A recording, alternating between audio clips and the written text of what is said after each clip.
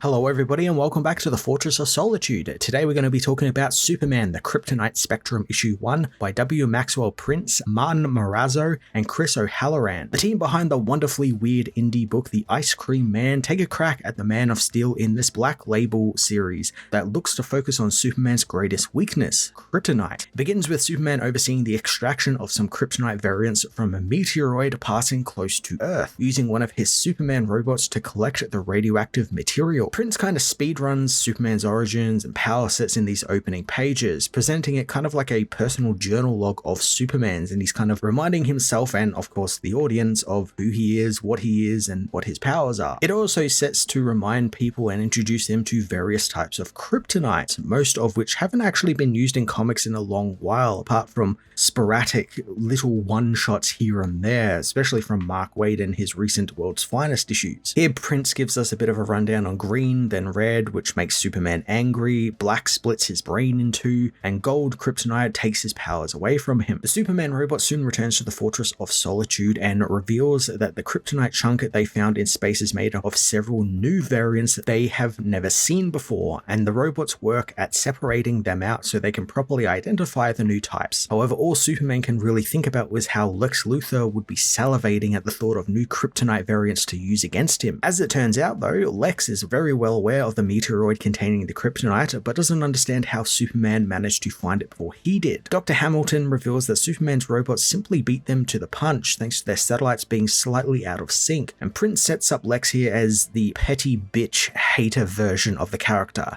having him openly fire Hamilton, take all his retirement money, his office, everything the man owns, including his family photos, which apparently were printed on, LexCorp paper and frames and everything. But of course, he still has to work for Lex until his job is done, which at that point, Lex is probably just going to kill him. Lex demands that Dr. Hamilton find out what these new variants of kryptonite do. Do they hurt Superman? And if they can finally actually kill him? Superman, meanwhile, reaches out to Batman, who's busy dealing with Professor Pig's new Dolatrons. Superman tells his friend that he needs some help at the fortress, but Bruce doesn't really like the cold, despite the fortress being climate controlled to each individual person who enters it. I really like the casual back and forth of Bruce and Clark here, just two old friends having a chat while they both get their jobs done. Eventually, after dealing with Professor Pig, Batman comes to the fortress and learns the meteoroid Clark found is being a little uncooperative when it comes to separating out the kryptonite, since the variants are fused into the rock at a molecular level. Batman knows they need a very powerful laser to separate them, and luckily Superman's robots have it on hand, firing it at the rock. As they wait for it to cut the mineral, Superman asks if Batman has still got his contingency, and Bruce reveals a sliver of kryptonite he has in his utility belt.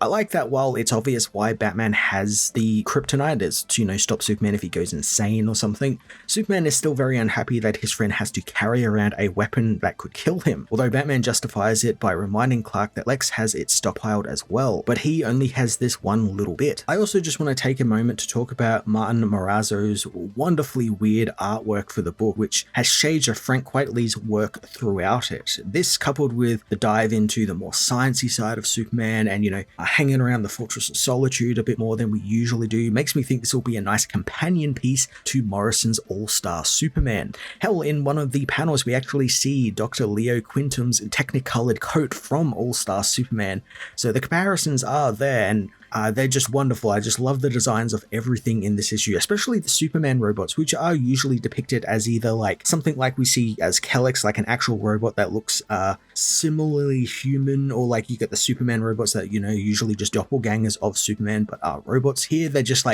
giant S symbols that have arms and legs. It's very weird and different, and I really like that. Batman and Superman are soon shown the four new variants of kryptonite extracted from the rock: purple, cobalt, speckled, and rainbow. Superman doesn't know what any of them do, and Batman knows that the way Superman's voice cracks and the octave he takes, he's about to ask a huge favor. Batman thinks that they should destroy the kryptonite, but Clark interestingly doesn't want to do that, since these are pieces of his home, which is something that kryptonite is, but it's interesting that Clark doesn't immediately want to destroy it. Instead, he wants to actually kind of keep it and have it as kind of like a keepsake or a reminder of his homeworld. And yeah, it can kill him or turn him into a lion or an ant or whatnot, but he still sees sentimental value in it, and it's not something I've really thought about kryptonite. It's usually a weapon, it's always a plot device to hurt and and potentially kill Superman. And I like that Prince has put this spin on it where it's like, it's got some sort of sentimental value to the hero as well. Superman says that he needs to find out if there's more variants out there and collect them before the bad guys get a hold of them, and Batman is adamant that they destroy these pieces before they can be used, but he still wants to hear what Clark has to say, and Clark reveals that he wants Batman to test the kryptonite on him one by one, something Bruce is vehemently against. Again, I really like how Prince plays the Batman-Superman relationship and just how casual it is, so much so that it's no longer Batman and Superman talking, it's just Bruce and Clark, and hell, even Bruce removes his cowl to talk with his friend,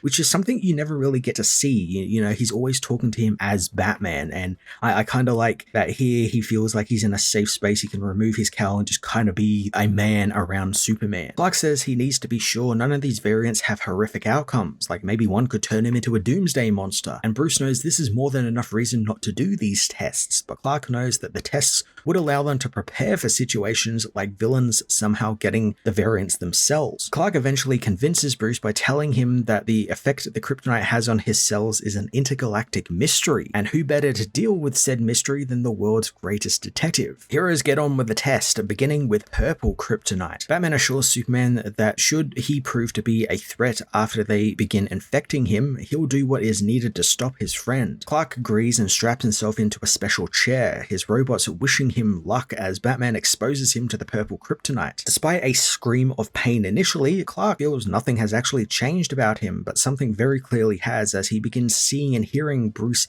say various things that he hasn't actually said yet. Clark thinks that something is wrong with his hearing and cognition, like he's getting tiny bursts of thought and sound without his mind actually registering them in any rational way. Lex meanwhile asks Dr. Hamilton about Solomon Grundy, whom the scientist has captured. Grundy constantly says that he wishes to start smashing things, and Lex finds a simplicity in his poetry. He actually has a moment here where he actually sheds a tear for Grundy and what he has made the villain, having given him some semblance of an intelligence. I believe he feels a little bit more eloquent than Grundy usually is, but he knows that that's not enough. Hamilton asks about their primary subject, the man, but Lex knows that he's not ready and still needs time, and we don't actually see or learn what this man is, but there's like a door in Lex's office with MOK printed on the door, and it makes me think that he's just going to be making a kryptonite man, but one that's made up of the multiple different types of kryptonite. Being MOK stands for Man of Kryptonite, kind of like Man of Steel, Man of Kryptonite. At least that's where I think it's headed, and it kind of makes sense that he would want to do something like that as well. Lex wants Hamilton to free Grundy in Metropolis and let him cause some damage, since he's merely a distraction. Hamilton tries to voice his displeasure, but Lex won't hear it, casually threatening the man that he is replaceable and he just needs to let Grundy go and smash some things. Superman meanwhile is scanned by Batman in the Fortress medical bay, finding that the purple kryptonite inundated Superman's hippocampus, the part of Superman's brain that controls how he perceives time. Bruce reveals that on top of that, the hippocampus is filled with what he calls time cells, which fire off in a specific order in order for the person to experience time sequentially. But since it's affecting Superman's hippocampus, the purple K is causing these synapses to fire randomly, making him perceive time not as a linear model anymore. Bruce proves it by showing Superman a calendar, but to Superman, the dates and numbers are all messed up on it. Before Batman can run more tests, Superman hears Jimmy's signal watch, meaning something is wrong in Metropolis. Batman knows that he's in no state to be going off to save the world now, as his eyes and ears are pretty much broken, but Superman promised Jimmy that he would always answer the watch, and he's not breaking that promise. Superman knows that there is always a way, and they will figure out the kryptonite's effects once they deal with what Jimmy needs. Now, there's a lot of information in this part of the book. I love the idea of a piece of kryptonite that effectively messes Superman's brain up, not in like a bad way, but like one where he can kind of see the future, but because of the way it's presented, it's all a jumble to him, so it kind of confuses him. It's not something that like makes him like mad or angry. It's just something that confuses him, and that's such like a Silver Age thing. Like a piece of rock confuses Superman. That's such like a Silver Age concept, and I love that Prince is going in that direction with these new kryptonites. He's not just making new horrible versions of, you know, green kryptonite. He's actually diving into the weird and wacky things that kryptonite can and has done to Superman in the past. Batman and Superman race off to Metropolis, where Clark meets Lois and Jimmy Jimmy on the Daily Planet roof, apologizing for his absence. Clark soon gets a flash of the future when he's at dinner with Lois, which causes him pain since the vision is quite loud. Batman soon joins them on the roof, and Jimmy thinks they are both going to take down Grundy, who's been wreaking havoc through the streets. Superman gets more visions of his dinner with Lois, who actually wants to break up with him since, as she puts it, she isn't getting any younger and wants to move on with their relationship since he doesn't want to. So this is where Prince drops one hell of a cool idea regarding the purple kryptonite and its effects, since not only is Superman seeing the future, he's actually seeing the comic we are reading right now. Like, he's seeing the future and it's presented to him in little panels playing out of order. I love when a comic plays with the way it presents its story and how comics often jump back and forth through the story, or in this case break the wall or get all meta with it.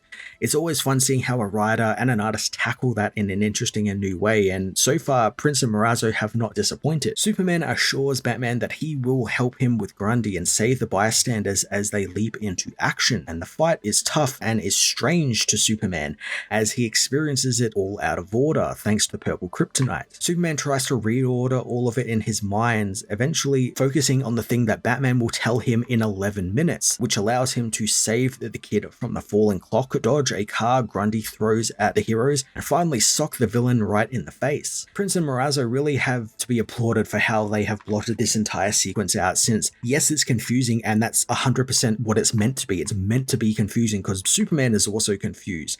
But instead of just moving on from that, they do this great double page spread where Marazzo gets Superman to actually reorder the previous 4 pages into the right order. So we actually see the Grundy fight play out as it was meant to. I'm a sucker for when an artist gets to play around with the format of a comic, change what would usually be standard double page spreads, and this is no different. This is fantastic. I loved every bit of it. Superman's punch knocks Grundy into space as he tells Batman that he's now back to normal, as the purple kryptonite is slowly starting to wear off. As the injured Batman heads back to the fortress, Superman meets with Lois, who isn't too pleased Superman is just heading back to the Arctic to now test his new kryptonite colors. Superman tells her that he needs to figure out what these colors do in case they fall into the wrong hands. And now, I don't know if this is just me reading it wrong or like how the story is deliberately presenting certain things because of the purple kryptonite, but how Lois comes off here, it feels very weird. It feels like she seems very bitter that Superman is spending no time with her, and instead he's off dealing with big threats to the world and to himself, things that could kill him and thus leave the world unprotected. Don't get me wrong, I really like when the writers challenge the Superman and Lois dynamic and not just write it as all happy sparkles and flowers,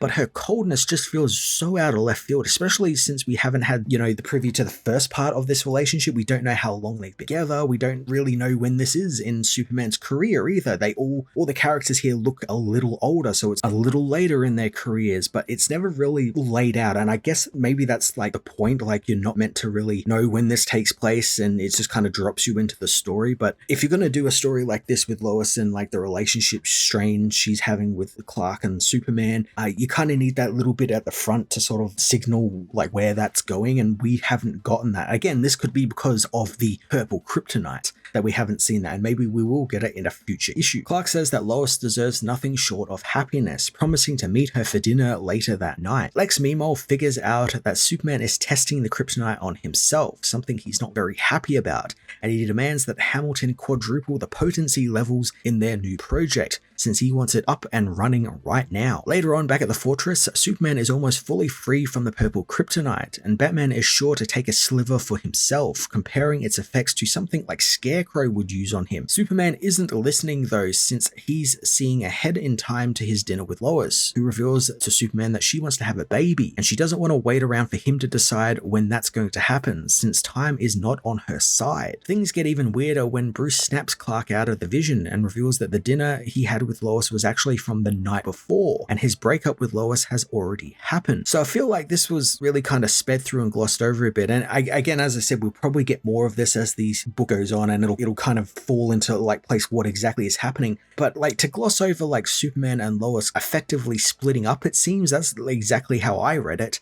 is something that I feel like you should have paid a bit more attention to, because their relationship is like a big part of these characters, and to just kind of like wave hand that, oh, they're split up, they're not going to be together anymore, is kind of a big thing, and it just kind of fell by the wayside here. In fact, most of what Lois does in this book kind of feels like it was kind of shoved to the wayside as we focus on these kryptonite things, which again might be part of the story, might be like the point of it and everything, and maybe Superman realizes that later on, but it just is kind of presented very strangely here. Clark thanks Bruce for his help in testing the kryptonite, knowing that he's the only one he can trust. He asks what's next on the list, and Bruce knows that it's a bluish looking shard. Batman suddenly stops his explanation of the cobalt kryptonite as he finds that even just being in the vicinity of it has caused Superman to succumb to its effects, which has quadrupled him in size, turning him into a super giant. Superman, the Kryptonite Spectrum issue 1 was a very strange issue, and that's a very good thing. I thoroughly enjoyed how Prince and his team got into the weirdness of kryptonite and its effects beyond just hurting Superman. It was like a long time since we've had some proper Silver and Golden Age era kryptonite variants, and the first one here we got was great. And it played really well with the comic storytelling format as well as its effects on Superman. Despite that though, there were a few wonky characterizations, especially with Lois Lane, mainly stemming from the actual lack of her in the book, and what little we did get was oddly cold and distant, which feels very unlike Lois, so I'm hoping that's rectified in coming issues, or like, as I said, actually part of the storyline, and we just haven't gotten the full story just yet. Apart from that, I really enjoyed this book, and you guys should definitely pick it up. I'm going to give this issue an 8 out of 10.